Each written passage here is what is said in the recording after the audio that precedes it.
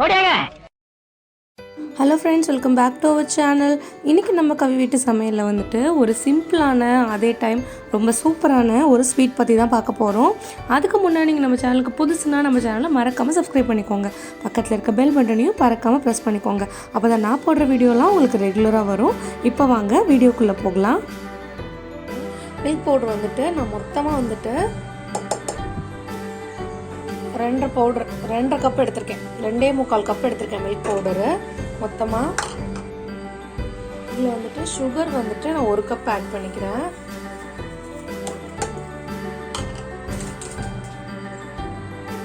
பால் வந்துட்டு 1 கப் அளவுக்கு பால் இதில் ஆட் பண்ணிக்கிறேன். ஸோ இது வந்துட்டு ஒரு விஸ்கு, நான் வந்து அடுப்பை ஆன் பண்ணலை, நான் வந்துட்டு இது ஒரு விஸ்கை வச்சு நல்லா வந்துட்டு கலரிக்கிறேன். லம்ஸ் சுத்தமாக கட்டி இல்லாமல் நல்லா கலரிக்கோங்க.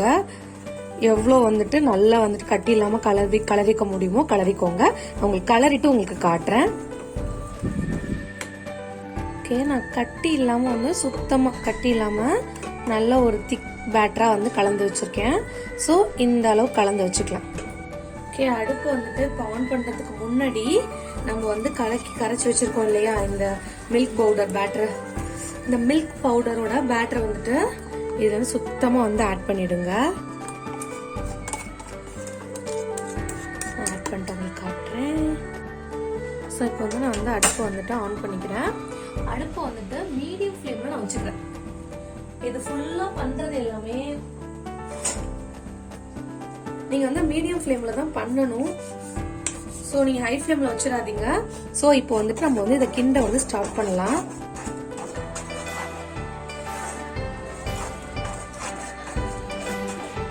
கொஞ்சம் இந்த சர்க்கரை எல்லாம் கரைஞ்சி நம்ம போட்டிருக்க சர்க்கரை வந்துட்டு கரையணும் ஃபர்ஸ்ட். இது கரைஞ்சி கொஞ்சம் மெல்ட் ஆகி வரப்ப நம்ம வந்து கீ வந்து இதில் ஆட் பண்ணிக்கலாம். கொஞ்சம் மெல்ட் ஆகி வந்ததும் உங்களுக்கு நான் காட்டுறேன். ஸோ நம்ம போட்டிருக்க சர்க்கரை எல்லாமே வந்து கரைய ஆரம்பிக்குது நல்லா. ஸோ கரைஞ்சி நல்லா லிக்யூட் ஆகும், உங்களுக்கு தெரியும் நல்லா நம்ம போட்டதுக்கும் இப்பயும் கன்சிஸ்டன்சி. ஸோ இந்த சர்க்கரை ஃபுல்லாக கரைஞ்சி நல்லா லிக்யூட் ஆகி திரும்பி வந்து கெட்டி ஆகும். ஸோ அந்த திரும்பி கெட்டி ஆகிற ஸ்டேஜில் தான் நம்ம வந்துட்டு நெய் ஆட் பண்ண போகிறோம் இதில். ஸோ கை எடுக்காமல் கிண்டுங்க. ஒரு 15 மினிட்ஸ், நீங்கள் 15 மினிட்ஸில் செஞ்சு முடிச்சிடலாம். இது ரொம்ப குயிக்காக ரெடி ஆகிடும். ரொம்ப சிம்பிளான ஒரு ரெசிபியும் கூட இது. ஸோ இந்த ஸ்டேஜில் கொஞ்சம் கெட்டியாகி வந்திருக்கு. இந்த ஸ்டேஜில் வந்து நான் நெய் வந்துட்டு 1/4 கப், அதாவது 1/3 ஆட் பண்ணுறேன். நெய் ஆட் பண்ணி இதை நல்லா வந்து கலந்து விடுறேன். ஸோ இந்த நெய் வந்துட்டு உங்களுக்கு வந்து அடியில் வந்து ஒட்டாமல் வந்துட்டு இது தனியாக வரத்துக்கு உங்களுக்கு ஹெல்ப்ஃபுல்லாக இருக்கும். ஸோ இந்த நெய்யை கொட்டி நல்லா கையெடுக்காமல் கிளறிட்டே இருங்க. நான் இன்னும் கொஞ்சம் கெட்டியானது உங்களுக்கு காட்டுறேன். ஸோ இந்த ஸ்டேஜ் வந்து பால்கோ போல் வருது பாருங்கள், திரண்டு நல்லா. ஸோ இந்த ஸ்டேஜ்லேருந்து நீங்கள் கொஞ்சம் கூட கையெடுக்காமல் நல்லா கலரி கொடுத்துட்டே இருங்க. இது வந்து எதுலேயும் ஒட்டாமல் நம்ம ஊற்றின நெய் எல்லாம் வந்துட்டு பிரிஞ்சு தனியாக வரும். ஸோ அந்த ஸ்டேஜ் வரைக்கும் நல்லா வந்து கையெடுக்காமல் கலரிக்கிட்டே இருங்க. உங்களுக்கு வந்து ஏலக்காய் வந்துட்டு உங்களுக்கு பிடிக்கும், ஏலக்காய் ஃப்ளேவர் பிடிக்கும்னா நீங்கள் ஏலக்காய் பவுடர் வந்துட்டு இந்த ஸ்டேஜில் ஆட் பண்ணிக்கலாம். இல்லை எனக்கு வந்து இந்த அந்த மில்கோட ஸ்மெல், அந்த மில்க் பர்ஃபிக்குள்ள ஸ்மெல்லே எனக்கு வந்து போதும்னு சொன்னீங்கன்னா நீங்கள் எதுவுமே ஆட் பண்ண வேணாம். ஸோ இது போல் கையெடுக்காமல் கிண்டிட்டே இருங்க. இது இன்னும் வந்துட்டு பால்கோ மாதிரி இன்னும் திக்காகும், இன்னும் திக் கன்சிஸ்டன்சிக்கு வரும். அது வந்தது உங்களுக்கு காட்டுறேன். ஸோ இது வந்துட்டு இதுக்கு அடுத்த ஸ்டேஜ் இப்படி அல்வா மாதிரி வருது பாருங்க. ஸோ இது வந்துட்டு உங்களுக்கு ஒட்டக்கூடாது சுத்தமாக. இன்னும் கொஞ்சம் கெட்டி ஆகணும். இன்னும் கொஞ்சம் கெட்டி ஆகுச்சுன்னா அடுப்பை ஆஃப் பண்ணிட்டு ஒரு 5 மினிட்ஸ் வந்து கிண்டணும். நான் அதை காட்டுறேன் உங்களுக்கு. ஸோ இது இன்னும் கொஞ்சம் வந்துட்டு கெட்டியாக்கி வந்துச்சுன்னா நம்ம அடுப்பை வந்துட்டு ஆஃப் பண்ணிட வேண்டியதான். முக்கால்வாசி வந்துட்டு நம்ம ஊற்றின கீ வந்துட்டு உங்களுக்கு சுத்திரும் தெரியுதான் தெரியல, அவங்களுக்கு வந்துட்டு ரிலீஸ் பண்ணிட்டு இருக்கு நம்ம ஊற்றின கீ எல்லாத்தையுமே. ஸோ இன்னும் கொஞ்சம் இருந்தால் போதும், இது ரெடி ஆகிடும். இந்த ஸ்டேஜில் வந்துட்டு நான் அடுப்பை வந்து ஆஃப் பண்ணிடுறேன். ஆஃப் பண்ணிட்டு ஆறுற வரைக்கும், ஒரு மீடியமாக கொஞ்சம் ஆறுற வரைக்கும் நான் இப்படியே வந்து கலரி கொடுத்துட்டு இருக்க போகிறேன். இது வந்து அப்போ தான் கெட்டி ஆகும் கொஞ்சம். ஸோ இது நல்லா கெட்டி ஆகிற வரைக்கும் நல்லா நான் வந்து கலரி கொடுத்துட்டு இருக்க போகிறேன்.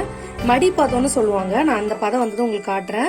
இப்படி மடிச்சோன்னா இப்படி மடியணும். ஸோ அந்த பதம் வந்ததுக்கப்புறம் நீங்கள் எந்த வந்துட்டு மோல்ட்டில் ஊற்றி நீங்கள் வந்து ஆற வச்சு கட் பண்ணாலும் அந்த மோல்ட்டுக்கு வந்துட்டு இந்த பர்ஃபியை வந்து கட் பண்ணி எடுத்துக்கலாம். ஸோ நான் இதில் வந்து ஒரு 5 to 10 மினிட்ஸ் வந்து இதை வந்து நல்லா கிண்டிட்டு உங்களுக்கு காட்டுறேன். அடுப்பு ஆஃப் பண்ணிட்டு கிண்டுறேன் நான். ஓகே, நான் வந்து இதை வந்து ஒரு 10 நிமிஷம் வரைக்கும் கிண்டியிருக்கேன். அதாவது அடுப்பை ஆஃப் பண்ணிவிட்டு கிளறி கொடுத்துருக்கேன். இந்த மடிப்பதம். ஸோ மடித்தா இப்படி மடித்தோன்னா இது வந்துட்டு எலாபரேட் ஆக்கி கீழே ஓடக்கூடாது, நிற்கணும். ஸோ இந்த பதம் வரைக்கும் நான் வந்துட்டு இதை வந்துட்டு கிளறி வச்சுருக்கேன். இதை வந்துட்டு இப்போ ஒரு கண்டெய்னர், உங்களுக்கு எந்த மாடல் தேவைப்பட்டாலும், நீங்கள் ஒரு கட்டமாக கேட்குறீங்க, ரவுண்டாக கேட்குறீங்கன்னா ஒரு தட்டில் ஊற்றிட்டு ரவுண்டாக ஒரு மூடி வச்சு கட் பண்ணி எடுத்து ரவுண்ட் கேக்காகவும் கொடுத்துக்கலாம். இல்லை நீங்கள் வந்து ஃபுல்லாக தட்டில் ஊற்றி பரப்பி நீங்கள் ஸ்லைஸும் போட்டுக்கலாம். ஸோ நான் அது போல் தான் நான் வந்து என்ன பண்ணியிருக்கேன், இந்த மாதிரி இந்த ஒரு பேன் எடுத்திருக்கேன். ஏன்னா வந்து தட்டு வந்து இந்த சைஸில், குட்டி சைஸில் வந்து தட்டு வந்துட்டு இல்லை. ஸோ அதனால நான் இந்த சைஸில் வந்துட்டு இந்த நான் கிளறி வச்சுருக்கேன். இதை வந்துட்டு ட்ராப் பண்ண போகிறேன்.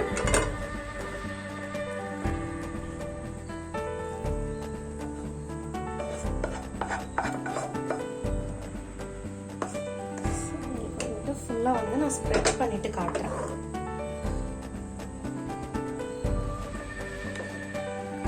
ஸோ ஒரு ஸ்பூன் வச்சுட்டு நான் நெய் தடவிருக்கேன் இதில் ஃபுல்லாத்துலேயும். ஸோ ஒரு ஸ்பூன் அப்படி இல்லைன்னா ஒரு ஸ்பேச்சுலா இருந்தால் ரொம்ப ஈஸி. நான் ஒரு ஸ்பேச்சுலா வாங்கணும்னு நினச்சிட்டே இருக்கேன், நான் இன்னும் வாங்கலை. ஸோ ஸ்பேச்சுலா இல்லைனா ஸ்பூன் வச்சு ஈவனாக ஸ்ப்ரெட் பண்ணிடுங்க. இது வந்து ஒரு 1 மணி நேரத்துலேருந்து ஒரு 1.5 மணி நேரத்துக்குள்ளே ஃபுல்லாக கூல் டவுன் ஆகிடும். இது நான் உங்களுக்கு ஆனதும் உங்களுக்கு கட் பண்ணி காட்டுறேன்.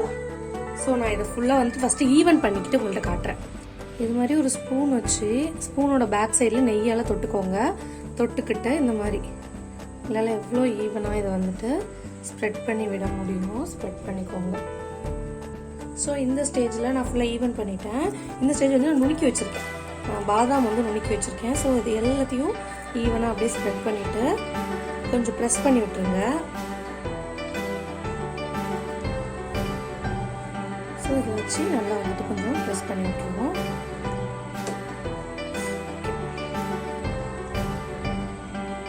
ஸ்பூனில் வச்சா அந்த ஸ்பூனில் வந்து ஒட்டுது, சுடுது வேற. ஒரு ஸ்பேச்சுலா வந்துட்டு இருந்துச்சுன்னா நல்லா ஒட்டிக்காமல் வரும். ஸோ வாங்குவோம் சீக்கிரமாக. நல்லா சுடுது. நீங்கள் யாரும் இதுமாதிரி கை வச்சு ட்ரை பண்ணாதீங்க. நான் வந்துட்டு சூடு தெரியுன்றதுனால நான் வந்துட்டு கை வச்சு ட்ரை பண்ணுறேன். நீங்கள் முடிஞ்ச வரைக்கும் ஒரு ஸ்பூன் வச்சே ட்ரை பண்ணுங்கள். ஸோ இதை ஃபுல்லாக ஸ்ப்ரெட் பண்ணி வச்சாச்சு. இது ஃபுல்லாக கூல் டவுன் ஆனதும் உங்களுக்கு கட் பண்ணி காட்டுறேன்.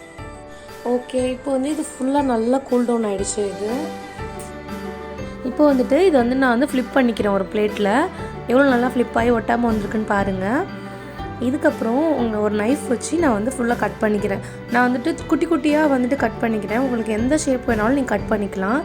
இதோட இன்னும் வந்து இதை தின்னாக வந்துட்டு ஒரு தேய்ச்சிட்டு கூட உங்களுக்கு பிடிச்ச ஒரு ஷேப்பில் வந்து நீங்கள் கட் பண்ணிக்கலாம். இதை நீங்கள் இந்த பர்ஃபியை வந்துட்டு ரூம் டெம்பரேச்சரில் 10 நாள் வரைக்கும் ஸ்டோர் பண்ணி வச்சுக்கலாம், கெட்டு போகாது. ஃப்ரிட்ஜில் வந்து வைக்காதீங்க. உங்களுக்கு ஃப்ரிட்ஜில் வச்சுட்டு வெளில எடுத்து வைக்கும் போது உங்களுக்கு வந்துட்டு மெல்ட் ஆகிறதுக்கு சான்ஸ் இருக்குது. ரொம்ப ரொம்ப ரொம்ப ஈஸியான ரெசிபி. பால், மில்க் பவுடர், ஜீனி இது 3 மட்டும் இருந்தால் போதும், ஈஸியாக இதை பண்ணிடலாம். நீங்கள் எல்லாம் மறக்காமல் இதை ட்ரை பண்ணி பாருங்கள். தீபாவளிக்கு பண்ணி பார்த்துட்டு எப்படி இருக்குன்னு சொல்லுங்கள் கண்டிப்பாக கமெண்ட்டில் வந்துட்டு. நான் இன்னொரு வீடியோவில் இன்னொரு ரெசிபி அப்படி இல்லைன்னா ஒரு vlogல உங்களை மீட் பண்ணுறேன் ஃப்ரெண்ட்ஸ். பாய்.